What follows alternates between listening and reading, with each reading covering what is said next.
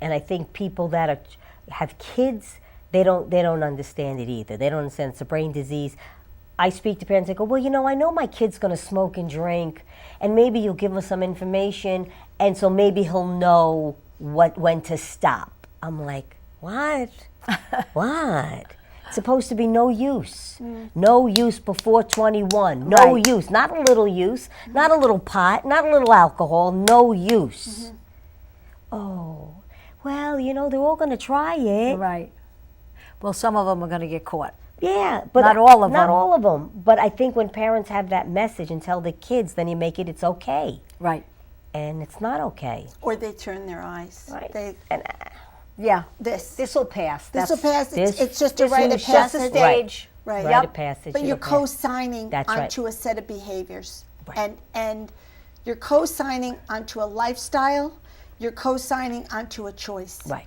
And if you just have a hard line and say, this is not acceptable, it makes it much easier for the young adult, and makes it easier for you. There's no negotiating here. This is where we stand on it. For the adolescent. Right. Yeah, for the adolescent. Right.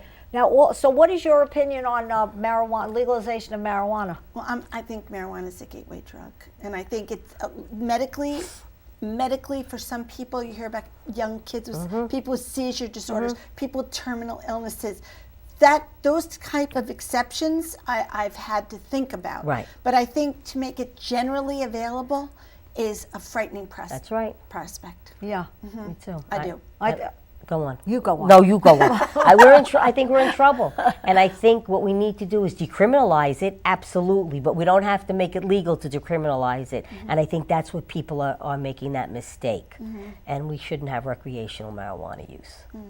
No, we don't know what is going to happen down the road. I mean, right now there's a lot of talk in the schools about vaping. Right. Okay, so vaping, is it like e-cigarettes? Electronic cigarettes? Yeah, yes, I do. I've heard of, I know of them. Okay. Yes. So the kids are smoking these in schools, and it's a big problem because they're smoking them in the classroom. Right. Because there's no smoke. That's right. Right. So and there's no smell.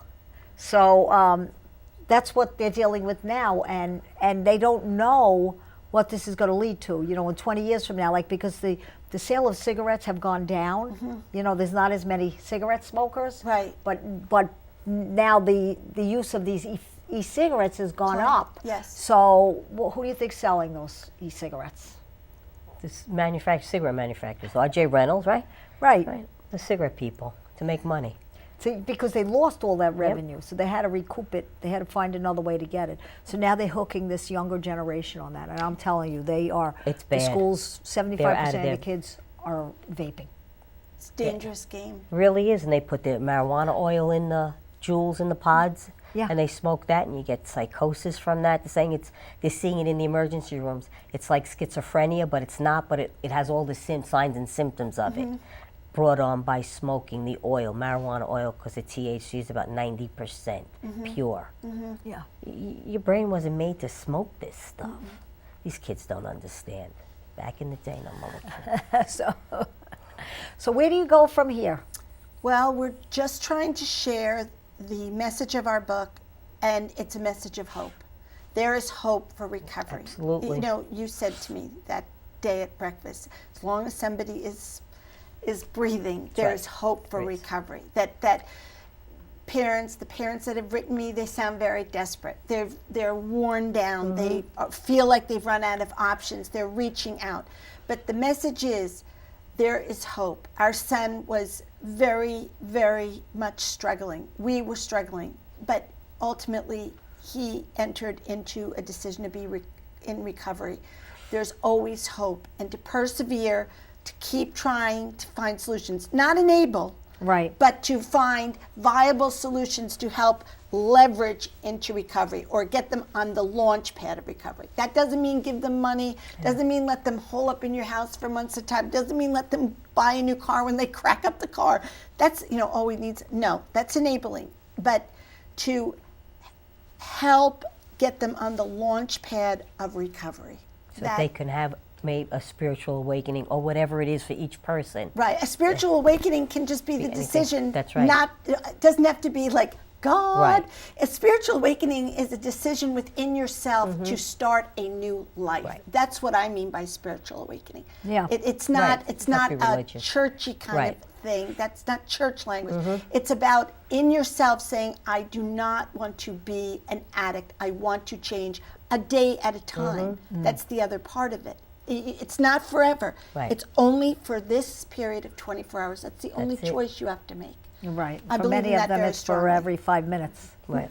For 5 minutes. For 5 minutes at a time. Right. Yeah. So Yeah. How can people get in touch with you, Nancy? Well, I have a website, Okay. nancyvericker.com, and there's ability to reach me that way.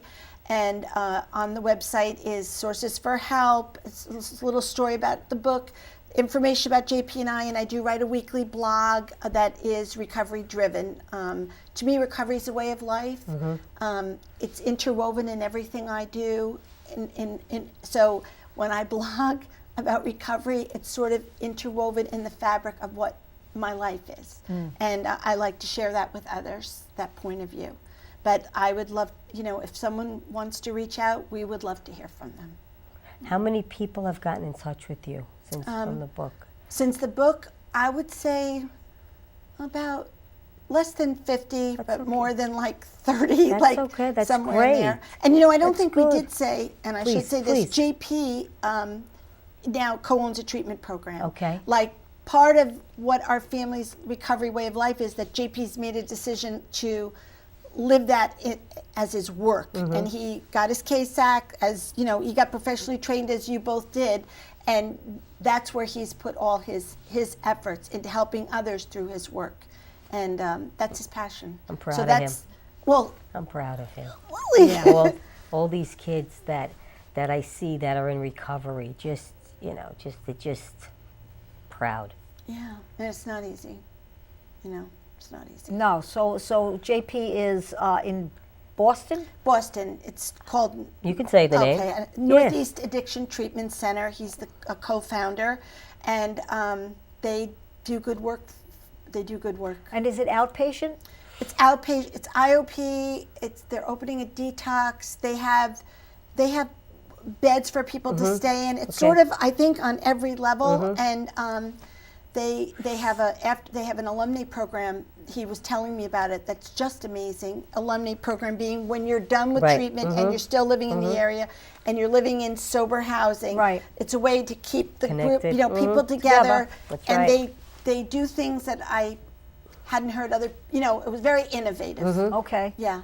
Yeah, because they bond with the people that they Came up with. they come up with, and in many cases they are out of their area and then they leave the area. So it's good that they stay in the area that they're sober living connected to it. So I know he said that he has sober living connected with his Right, place. connected with it. He doesn't run it, but he No. knows who they are and Right. he refers out to them. That's really important. It's So when JP got sober, Dr. Cipriano at St. Vincent said to us, he cannot come home. Right. He has to. At the time, JP was in Florida. Things are a little different in Florida now, but at the time, he was in Florida and he stayed in Florida. JP did not come home. It's very important to try for people to disassociate themselves from where they were using. Yeah. As a parent, I wanted my son back. Right. Well, no, Right. that wasn't going to work for us. right. So You know why? Because there's all those triggers there.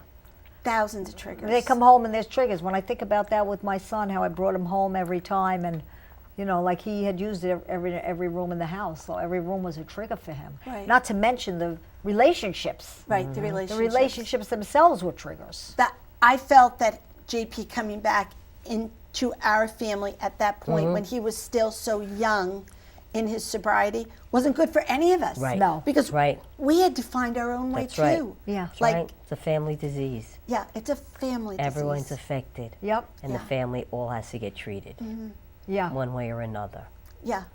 So I'm going to want to take that. I would like to get that information about his recovery center, so I could put it on our website as a resource. Thank you. Yeah, that would be great. that would be good, and we should go visit. We will go visit. We'll go tour there. We'll go tour. We He will. would love you to go. We'll set have up the a summer date. off. Okay, We'll do it. Let's do. We have the summer off. We have Road the trip. summer off. We'll go on a road Road trip trip. in July or August. That sounds good. We'll go to Boston. We'll go to Boston. We'll spend the night. We'll go to the Millennium.